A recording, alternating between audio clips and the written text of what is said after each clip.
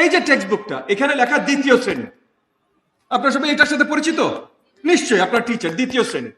এর আগেরটা নীলটা প্রথম শ্রেণী, লাগবে না স্যার, প্রথম শ্রেণী সেম সাইজের টেক্সট বুক।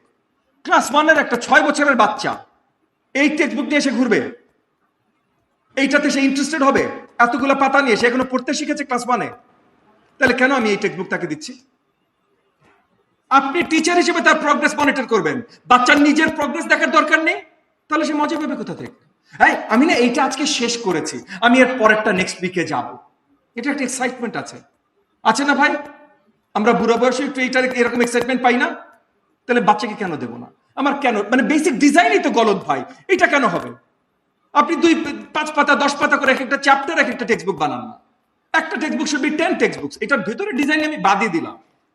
আমি কতবার আজকে এখানে টেবিলে যারা আছেন তারা সবাই অতি পরিচিত, আমি এনসিটিপি কে কত কত নিন্দা জানি, কত নেতিবাচক ভাষায় আমি এনসিটিভি নিয়ে কথা বলি, এটা ওনারা জানেন। আমি এখন আজকে এখানে মিডিয়া ক্যামেরারা আছে, এটার আমি ওই ভাষা ব্যবহার করব না। এই ভাষা ব্যবহার করার মূল কারণ হলো যে এনসিটিভির কোনো আর্লি লার্নিং এক্সপার্টিস নাই। আমার প্রাথমিকের দরকারি ভাই আর্লি লার্নিং এক্সপার্টিস, অন্য কোনো কিছু আমার দরকার নাই। রকেট সায়েন্স শিখাইতে আসিনি আমি প্রাথমিক বিদ্যালয়, ফাউন্ডেশনাল লার্নিং দিতে এসেছি, বেসিক ভাষা শিক্ষা দিতে এসেছি, বেসিক নিউমারেসি শিক্ষা দিতে এসেছি। এই জিনিসটা যতক্ষণ পর্যন্ত আপনি না বুঝবেন, বেসিক ভাষা শিক্ষার জন্য কি লাগে, যেমন আজকে ওনারা জানালেন না যে একটা সায়েন্স আছে, pedagogy is actually a science. এটা র্যান্ডম আলোচনা না, হ্যাঁ এখনো এটা ইনএক্সাক্ট সায়েন্স, মানে মেকানিক্যাল ইঞ্জিনিয়ারিং এর মতো এক্সাক্ট সায়েন্স এখনো হয়নি, তবে কাজ চলছে। তো অলরেডি এটা অনেক ডেভেলপড সায়েন্স। সো আমরা জানি কোনটার পর কোনটা স্ট্রাকচারালি কি আর কিসের পর কি আসলে শিক্ষাটা আরো ভালোভাবে হয়। আমরা সেটা ব্যবহার করি না ভাই, আমরা তো সেটা ব্যবহার করি না। তাহলে এখন সময় এসেছে সেগুলো ব্যবহার করা। কিন্ডারগার্টেনে আমি কি শেখাবো, ক্লাস 1-এ কি শেখাবো, 2-তে কি শেখাবো, 3-তে 4-এ 5-এ সব ভিন্ন হবে। এই যে ল্যাঙ্গুয়েজ লার্নিং নিয়ে কথা হচ্ছে, ল্যাঙ্গুয়েজ লার্নিং আমরা সেটাই 4টা জিনিস: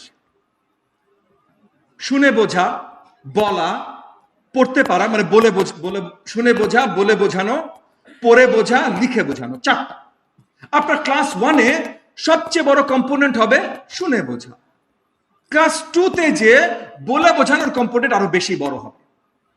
3-তে যে ভালোভাবে পড়তে পারছেন ওই কম্পোনেন্ট আরো বেশি আপনার ফোর্স দিতে হবে। 4-5-এ যে আস্তে আস্তে লিখে বোঝানো কম্পোনেন্টে আপনার ইন্টেন্সিটিটা বাড়বে। এটা যখন আমি আপনাদেরকে বললাম, আপনার কাছে মনে হলো না কমন সেন্স? কমন সেন্স তো, তাহলে আমার কারিকুলাম কেন এইভাবে সাজানো না? কমন সেন্স, তবে এটা তো সায়েন্সও দরকার নাই। আমি বললাম, আপনারা মেনে নিলেন। এখানে একজন আমার সাথে দ্বিমত পোষণ করেছেন? করেন নাই ভাই। তাইলে আমার কারিকুলাম ডিজাইন এটা নাই কেন?